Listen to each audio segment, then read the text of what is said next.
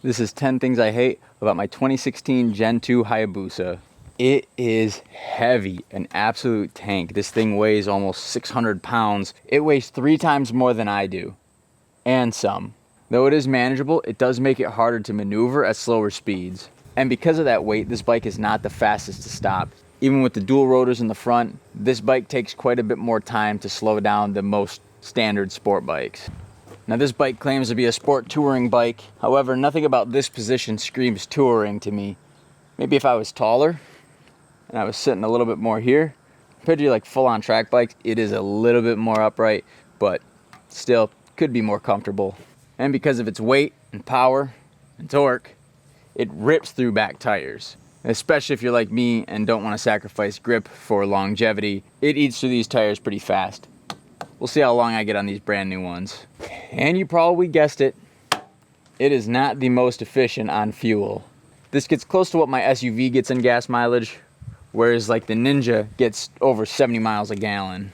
It's got no fancy rider aids. It does have an ABC mode to minimize your power, but it has no wheelie control, no launch control. So not a lot of tech features on this, not a lot of safety rider aids. And as you could probably imagine, sitting over top of a 1300cc motor, it's gonna get hot, especially dual exhaust right out the side, these shorties as well.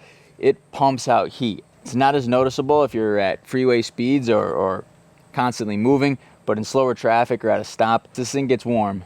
Aftermarket parts are expensive for some of the more quality things, and for a bike of this size and power, you really only want to stick with the high quality trusted aftermarket parts, and they're expensive.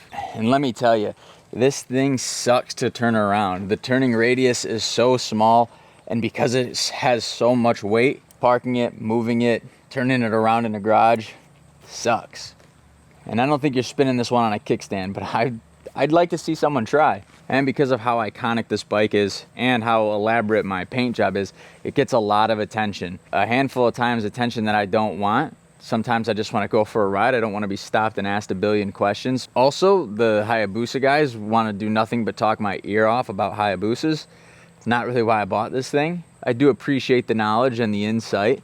I've got ChatGPT for that. This bike is overkill for almost every type of riding that I do. It's just a lot of bike, a lot of power. Most won't use 25% of this bike's capabilities in its lifetime. I like to commute a lot and I like to just leisure ride. It's just overkill. It's got too much speed, too much high end, too much torque, too much twitchiness when you pull the throttle. It's just a lot of responsibility, just an absolute missile. So that's 10 things I hate about this 2016 Gen 2 Hayabusa. Let me know your thoughts. Now, if you want to hear all the things I love about this bike, go check out my video of the 10 things that I absolutely love about this Gen 2 Hayabusa. Thanks for watching. Subscribe for more motorcycle content. We'll see you next time.